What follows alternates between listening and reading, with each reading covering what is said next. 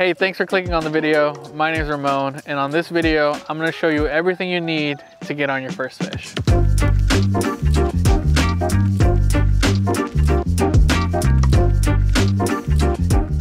If you're watching this video, you've probably never been fishing before, and you're wondering, what do I need to get out on the water? I'm gonna walk you through everything you're gonna need, from gear to bait to some accessories, that is gonna make your experience a lot better and a lot easier for you when you do finally get out on the water. So the first thing you need is gonna be the most obvious. It's a rod and reel. This is a rod and reel combo that I bought at my local big box store. You can go to anywhere where they sell tackle, and you're gonna find some combos that have the rod and reel already. What I recommend, if this is your first time going fishing, just for the versatility, I recommend buying a medium powered rod. That gives you the versatility of being able to fish for panfish, smaller fish, and also for bass and larger fish. It's a good all-around combo to start out with. Very versatile. Sometimes you can find some that have line already on the reel. If you can get those and you're good with those, feel free to buy one of those. Those are pretty easy setup. The line's already on it. You just unwrap the line and run it through the guides. If you happen to buy one without line on it, then your next purchase is going to be some line. I have a whole video on the easiest way to spool your reel for the first time. You can click that, it's gonna be down in the description. You can click it above as well. And that's basically the whole setup from here. You want your rod and reel and your line. Once you get that all set up, your next step is going to be your hooks. I recommend starting with some Aberdeen hooks. These are size 4. This is a good bait holder hook. You're gonna catch a variety of smaller fish, some sunfish, some crappie, perch, things like that. You might even catch a small bass. You might even catch a big bass. But this is a good bait holder hook for worms or minnows or something like that. The next thing that you're gonna wanna get are some floats or bobbers. You got your classic red and white bobber here. These are okay, not my favorite, not usually my go-to, but these are great. They're always available. They come in different colors and they're very visible. The other kind is called a weighted float. This one has a weight inside the float. These are great for casting, super easy. These are usually the bobbers that I'm using most often. They come in different sizes, just like the red and white ones, and they're super easy to snap on. The next one is the trout magnet float. It's a small float. It's great for when you're fishing for even smaller fish or trout. It's great for panfish, great for trout. You can really see the strikes because it's a small float. And if you find that you're using either one of these and you're getting, you see your bobber dancing, but it's not going down, you see the fish are biting but not taking it, it's usually because the weight of the float is making them stop biting. So that's usually when I switch to a smaller trout magnet float. The next thing that you're gonna wanna get are sinkers. These are pinch-on sinkers. It's split shot. These right here are size -3. You can go with BB or B size. It's really totally up to you. If I'm using a weighted float, I usually go with a smaller sinker.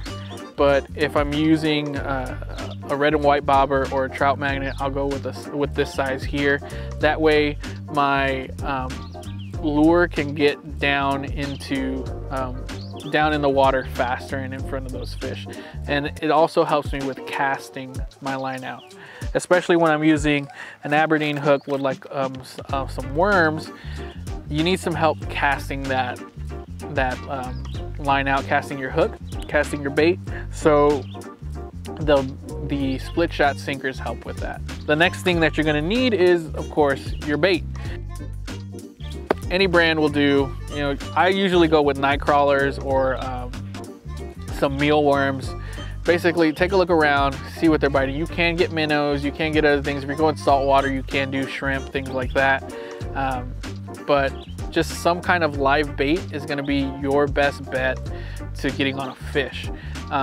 What I found when I was first learning how to fish is I went and bought way too much things and tons of artificial lures, and I really didn't know how to tell if a fish was biting or not, if they weren't aggressive.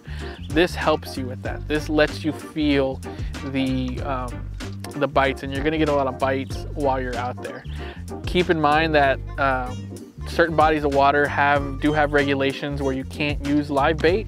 So make sure before you go out that you're familiar with what the rules and regulations are for that body of water. So the next thing that I want to talk about is an accessory that I think is probably one of the most important accessories, is a good set of pliers. Now you can just use your standard set of pliers. These are my favorite set of pliers. These are Cast King pliers. You don't need to buy super expensive pliers. In fact, these weren't really that expensive. But the reason I like these is because they have split rings on there in case you ever need to deal with replacing trebles. They have all these, a line cutter right here. And it's very versatile. It's got a holster that you can put it in, and you can clip this on your belt and have it on you at all times. The reason why this is important is for two things. The first is when you're putting on your split shot, you want to use pliers to pinch on your split shot. That way it's secured, it's not going to slip off or fall down onto your bait. You're pretty much squared away there. The other reason is if you hook a fish real deep, you're gonna want to use some pliers to get some leverage and make sure that you get the hook out of the fish and get that fish in the water if you're not keeping the fish. Another accessory is, if you get some standard pliers, is some line cutters. These are braided scissors. You can use things like nail clippers. They actually do make line cutters as well, and just anything to cut your line in case you get snagged on something or you need to retie, cut your tag in, things like that. Something to cut line is going to be very beneficial and make it easier. You can even use a knife if you constantly carry around a knife. The last thing, which actually is kind of the first thing that you need before you even step out onto the water, is going to be a fishing license. Go onto your state Fish and Wildlife website. There you'll see where you can buy a fishing license. If you want to buy it in person, you'll see rules and regulations, creel limits. Some states have applications that help you find bodies of water to fish, maps and things like that, what type of fish are in those bodies of water. Just make sure you know the regulations before you go, so that you don't get yourself in trouble, you don't get anybody else in trouble, and you just have a good time out on the water. So the next thing I want to do is show you how I rig this all together and how we get out on the water and catch a fish. So we're all rigged up here. Got my hook here with the bait. You put on a little bit of worm on here. This is a good amount of worm. You don't want too much because you'll end up losing the worm. Tied a Palomar knot for this Aberdeen hook. If you want a video on how to tie this knot and a bunch of other easier knots, the link will be in the description. From there, a few inches up is a pinch on sinker. I pinch it on with the pliers, and then up to our bobber. This will tell us when we're getting bites. Now basically what you want to do is you want to make sure that your drag is not too tight, not too loose. So that is too loose right there. So we're going to tighten down a little bit, and you want to have to put a little bit of force for the drag. You want your bobber about a few inches from the tip of your rod. So when you go to cast for your first time, you want to make sure your bail is lined up properly. You want this part of the bail on this side so that you can easily pinch the line with your finger, and then you open your bail. This will keep the line in place, and that way you can cast it out easily. So when you go to cast it, you're just going to open your index finger. That's the motion that you're going to do. So we're going to open the bail. I just usually come back a little bit, and you're going to want to let go of the line a little sooner than you expect. You want to hit it like right around like forehead level is the best way I can describe it. So you're gonna come back, make sure there's nobody behind you, and at forehead level, you wanna let it go. What I do is I reel out a little bit of the extra,